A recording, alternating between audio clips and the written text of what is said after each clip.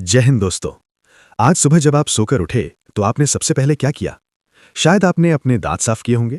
Toothpaste कौन सा था, कोलगेट या पेप्सोडेंट, विदेशी कंपनी? फिर आपने चाय पी होगी, वो किस ब्रांड की थी? फिर आपने अपना मोबाइल चेक किया होगा, सैमसंग, एप्पल या कोई चीनी कंपनी? जरा सोचिए, हमारी सुबह से लेकर रात तक हम जिन चीजों से घिरे हैं उनमें से कितनी चीजें असल में भारत की हैं? आज का सवाल बहुत सीधा है, लेकिन इसका जवाब हमारे देश की तकदीर बदल सकता है। क्या हमें विदेशी सामान छोड़कर पूरी तरह से देसी यानी स्वदेशी सामान अपनाना चाहिए? अगर हम ऐसा करें तो आपकी जेब और देश की अर्थव्यवस्था यानी इकोनॉमी पर क्या असर पड़ेगा? आइए आसान भाषा में समझते हैं। सबसे पहले समझते हैं पैसे का गणित। मान लीजिए आपने एक विदेशी कंपनी का साबुन 50 रुपए में खरीदा।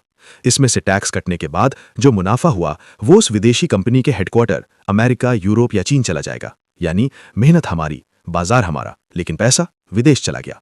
वहीं अगर आप एक स्वदेशी कंपनी यानी इंडियन कंपनी का साबुन खरीदते हैं तो वो 50 रुपए भारत के अंदर ही रहेंगे। उस कंपनी का मालिक भारत में टैक्स देगा, वो पैसा भारत के बैंकों में जमा होगा और वही पैसा घूम फिरकर भारत के विकास में लगेगा। इसे कहते हैं वेल्थ रिटेंशन, यानी देश का पैसा देश में रखना। दूसरा सबसे बड़ा कारण है रोजगार, जॉब्स।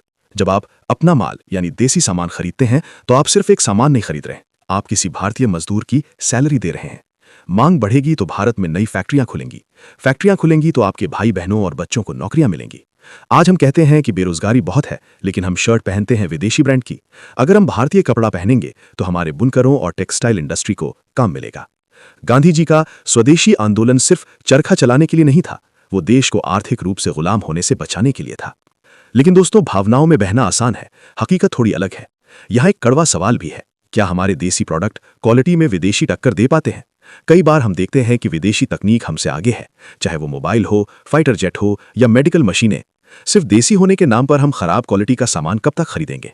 इसलिए जिम्मेदारी सिर्फ हमारी यानी जनता की नहीं है, जिम्मेदारी भारतीय कंपनियों की भी है।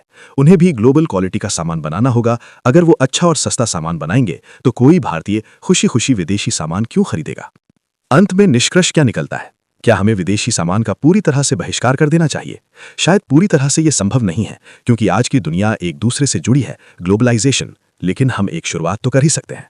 वो चीजें जो भारत में बहुत अच्छी बनती हैं, जैसे खाने पीने का सामान, कपड़े, दवाइयाँ, फर्नीचर, उन्हें हम सिर्फ भारतीय कंपनियों से ही खरीदें। जब भी बाजार जाएं तो दुकानदार से पूछें, भैया क्या इसका कोई अच्छा भारतीय विकल्प है? याद रखिए, जब आप वोकल फॉर लोकल बनते हैं तो आप किसी विदेशी कंपनी को अमीर बनाने के बजाय अपने पड़ोसी और देश को अमीर बनाते हैं। देश सिर्फ नक्शे पर लकीरें खींचने से नहीं बनता, देश बनता है उसके लोगों से और उनकी सोच से। अगली बार जब आप पर्स से पैसा निकालें तो एक बार जरूर सोचें ये पैसा किसके काम आएगा। आप इस बारे में क्या सोचते हैं? क्या आप आज से कम 2 विदेशी चीजें छोड़कर 2 देसी चीजें अपनाने का संकल्प लेंगे? कमेंट में जय